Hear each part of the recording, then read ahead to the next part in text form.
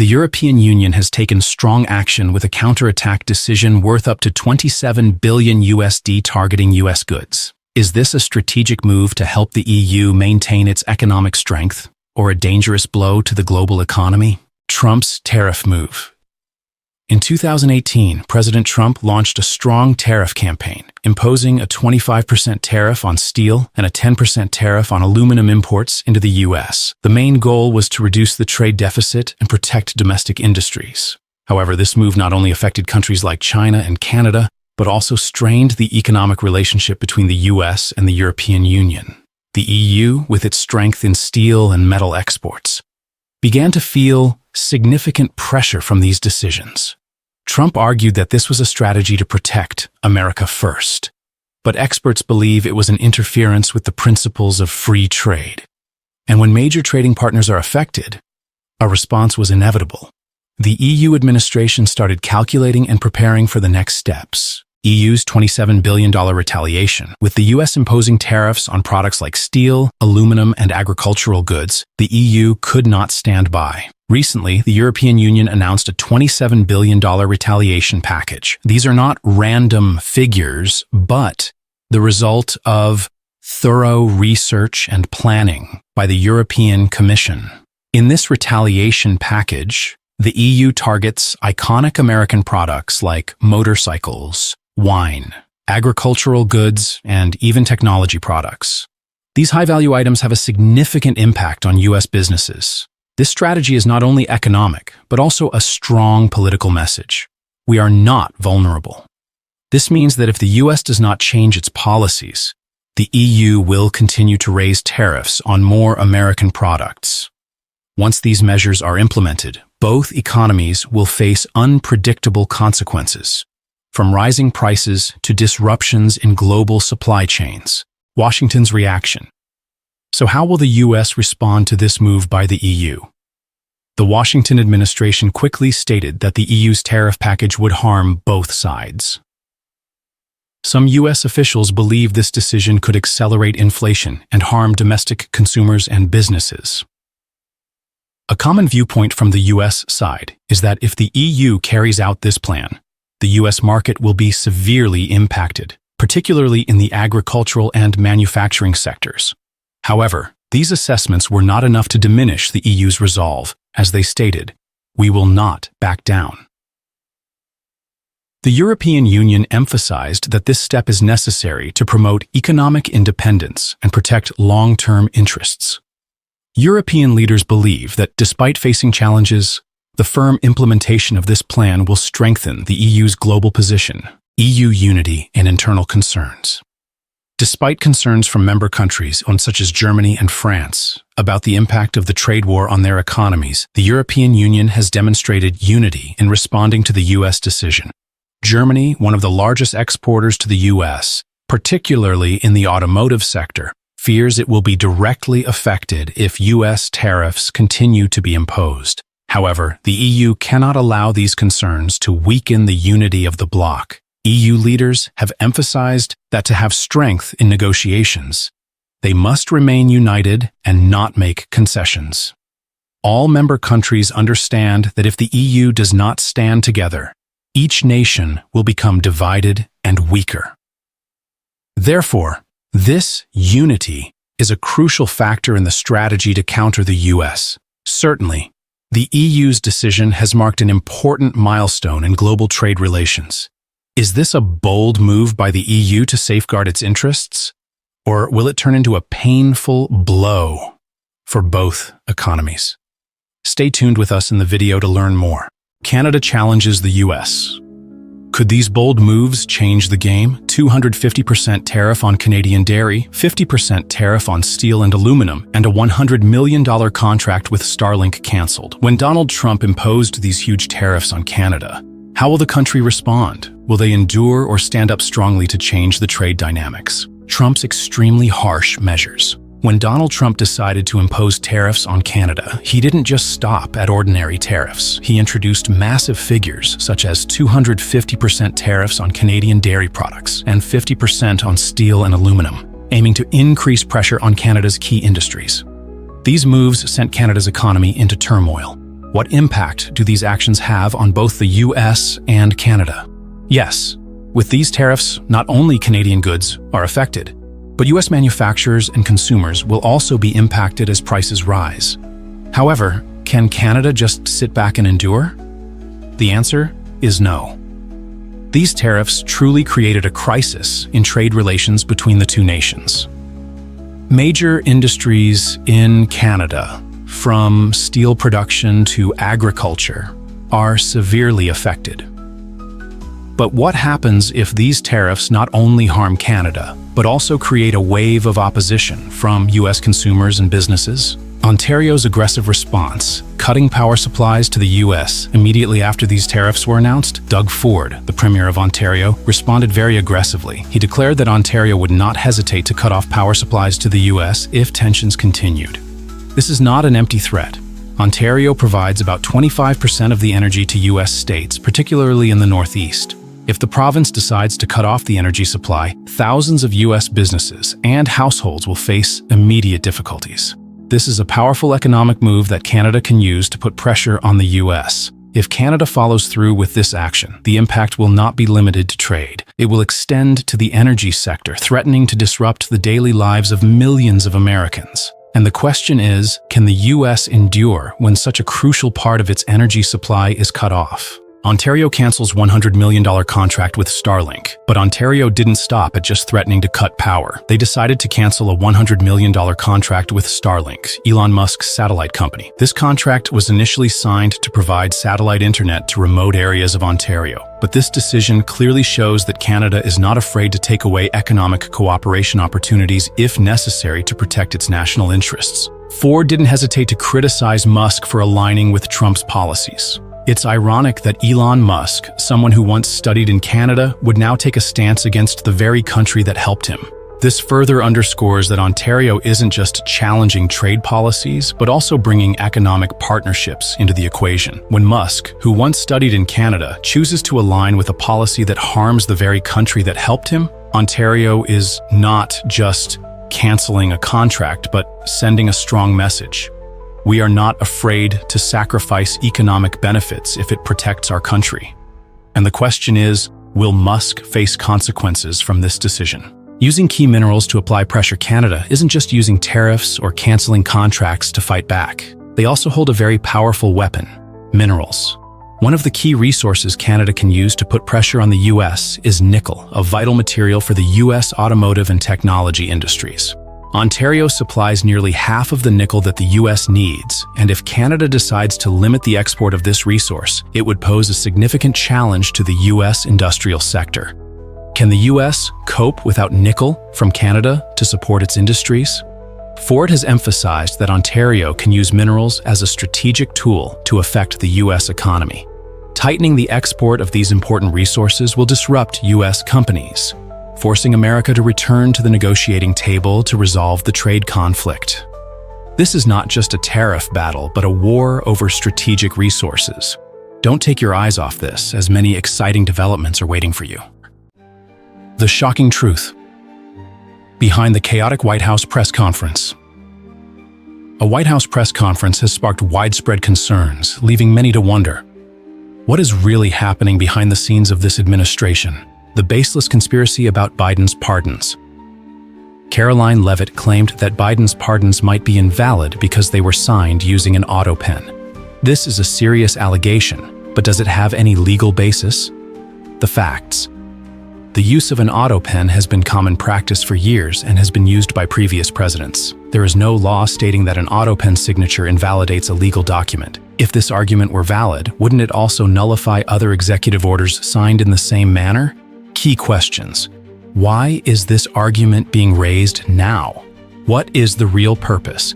Could this simply be a way to stir political controversy? Justifying deportations without due process. The administration is carrying out mass deportations of Venezuelans, claiming they are gang members. But where is the real issue? Lack of due process. Those being deported are not provided clear evidence proving they are criminals. When asked about the criteria used to determine gang membership, Leavitt vaguely responded with, "Intelligence and trust in law enforcement." Why this is concerning. No trial, no concrete proof, only unilateral decisions. If someone can be labeled a criminal based on mere suspicion, could this open the door for wrongful deportations in the future? Even more disturbing, the administration is producing videos of these deportations and calling them fun videos. These visuals resemble propaganda campaigns designed to showcase power rather than ensure justice. Insulting France over the Statue of Liberty. When a French politician expressed concerns that the U.S. no longer represents the values of the Statue of Liberty, Levitt responded with an unexpected remark. It's only because of the United States of America that the French are not speaking German right now. Was this response necessary, or was it simply an attempt to divert attention from more pressing issues? Key questions. Should a government respond to symbolic criticisms in this manner? Is this a sign of America distancing itself from its long-standing allies? A Freudian slip about the role of the Department of Justice. In a notable moment, Caroline Levitt unintentionally revealed something alarming. The slip of the tongue.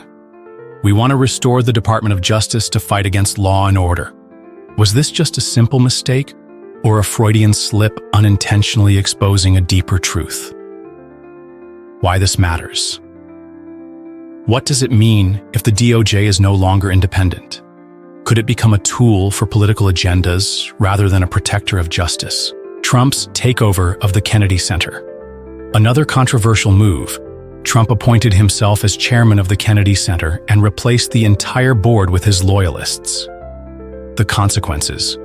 Major donors withdrew their support, and staff resigned en masse. Several artistic programs were canceled. Key questions. Is this truly an effort to restore American culture, or is it simply an attempt to turn the arts into a political tool? Alina Habba's hypocrisy on human trafficking. Alina Habba, a key figure in the administration, boldly claimed she is fighting against human trafficking. But is this claim credible? A major contradiction. Just months ago, Habba appeared in a video praising Andrew Tate, a man accused of human trafficking and exploiting women. Can she be trusted? The bigger question. Can an administration claim to combat an issue while having ties to individuals accused of being part of the problem? These events are just the beginning, or are they signs of something even more concerning? What happens next? Stay tuned. There are more shocking revelations ahead. The U.S. has maintained a 25% tariff on Canadian steel and aluminum. In response, Canada imposed retaliatory tariffs worth $2.7 billion on a wide range of U.S. products, disrupting the auto industry, consumer goods, and energy sectors. What are the consequences?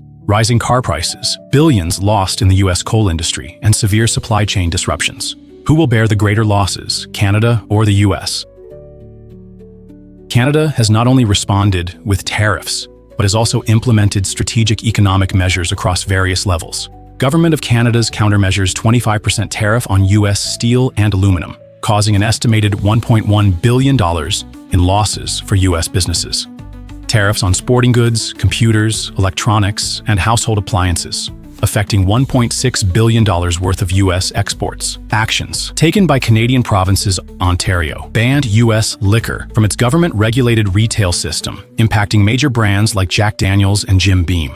Quebec prioritized domestic suppliers and government contracts, reducing reliance on U.S. imports. Alberta diversified its supply chain, seeking imports from the EU, Japan, and South Korea instead of the U.S. The goal? Reduce dependence on U.S. imports and apply economic pressure on American businesses. Can the U.S. withstand this economic squeeze? The U.S. auto industry heavily depends on Canadian steel and aluminum, and now it's facing serious setbacks. 80% of steel and aluminum used in U.S. auto manufacturing comes from Canada. Higher raw material costs could increase the price of a Ford F-150 by $400 to $600. Major U.S. automakers hit hard. Ford, facing $1.2 billion in additional costs per year if tariffs persist. General Motors, GM, expected to absorb $800 million in extra costs annually. Tesla could see car prices rise by $1,000 per unit due to increased aluminum costs. Ripple effects on supply chains. Over 10,000 jobs in Detroit's auto industry could be at risk if manufacturers are forced to cut production. Consumers will feel the impact, with rising vehicle prices potentially reducing demand and slowing the economy. If the trade war drags on, U.S. car prices could increase by 5 to 10% in 2025. One of Canada's most damaging moves was blocking U.S. coal exports through British Columbia ports, directly hitting the American coal industry. 11.7 million tons of U.S. thermal coal are exported through Canada each year, valued at over $1.5 billion. 65% of U.S. coal exports to Asia rely on Canadian ports, mainly serving China, Japan, and South Korea. Major consequences. Transportation costs could rise by at least 30% as U.S. coal companies search for alternative ports, losing market share to competitors like Australia and Indonesia, which have lower shipping costs. Montana and Wyoming economies could lose over $500 million per year due to declining coal exports. Wider economic impact. Thousands of jobs in the U.S. coal industry could be lost, particularly in Wyoming and Montana. U.S. coal companies face potential closures, leading to financial turmoil in coal-dependent regions. If Canada holds its stance, the U.S. could lose billions in coal revenue in the coming years. The U.S.-Canada trade war is inflicting heavy economic damage on both sides. The U.S. auto industry struggles with rising material costs. The U.S. coal industry is losing a critical export route to Asia. Canada is aggressively diversifying its supply chain to reduce reliance on U.S. goods. If tensions continue, the U.S. economy could lose tens of billions of dollars in 2025. Who do you think will suffer more, Canada or the U.S.? Don't leave yet. The following information may be useful to you. Have you ever imagined that a tax war between the U.S. and Canada could drive up food prices, disrupt the tourism industry, and even push Alaska's economy to the brink of collapse? Trump signed an executive order imposing a 25% tariff on imported goods from Canada. The goods affected include steel, aluminum, and other industrial products. The stated reason is to protect U.S. industries from unfair competition and address issues related to drug smuggling through the northern border. However, these measures are not simple. The U.S. is not only confronting Canada, but now this war has entered a new phase, directly threatening Alaska's economy, which heavily relies on trade routes through Canada. Immediately, Canada responded strongly. Following a dollar-for-dollar approach, will be imposing, as of 12:01 a.m. tomorrow, March 13, 2025, 25% reciprocal tariffs on an additional $29.8 billion of imports from the United States. Canada imposed a $30 billion retaliatory tariff on U.S. goods. The affected products range from fruit juice, wine, household goods, to cosmetics and paper products. However, these retaliatory measures aren't stopping at the federal level. Provinces in Canada, including British Columbia, BC, Ontario, and Quebec, have started rolling out their own strategies to counter U.S. tariffs. We must pay particular attention to British Columbia, the largest province on the western side of Canada, which has introduced an extremely bold retaliatory measure, a tariff on U.S. commercial trucks passing through the province to reach Alaska. It is set to introduce legislation that would allow the province to charge U.S. commercial trucks driving to Alaska through BC. Premier David Eby made the announcement shortly after the U.S. paused tariffs on some Canadian goods. This could lead to an increase in shipping costs for goods from the U.S. to Alaska, which in turn would raise the prices of essential items like fresh food, cosmetics, and electronics. This is not an easy measure. According to experts, if this measure is enforced, shipping costs will skyrocket, and you can imagine this increase will be passed on to the prices of consumer goods, making life difficult for Alaskan residents, especially those living in remote areas where road delivery is mandatory. To better understand, you need to know that Alaska depends on the Alaska Highway, a route approximately 2,450 kilometers long, running through British Columbia and Yukon, connecting Alaska to the rest of the U.S. Every year, 80% of goods transported from the U.S. to Alaska must pass through these routes. The new tariffs on U.S. trucks will drive transportation costs up significantly, making essential items like fresh vegetables, fresh meat, milk, and other goods much more expensive. The issue doesn't stop at shipping goods. Alaska's tourism industry, a key economic sector for the state, will also be affected. Most cruise ships traveling to Alaska must stop at ports in Canada before continuing their journey.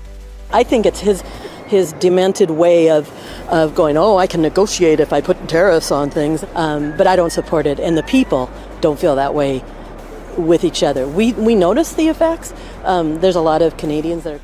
With strong retaliatory measures from Canada, especially British Columbia, Alaska could face an economic crisis. The transportation system, supply chains, and the tourism industry could all be disrupted. The Alaska government needs to work with Canadian leaders to address this issue as soon as possible. Otherwise, Alaska will continue to face severe consequences for prices and the economy in the coming months. Stay tuned to the video, as the upcoming developments will leave you shocked, and you won't want to miss the far-reaching effects of this trade war on the economy and our lives.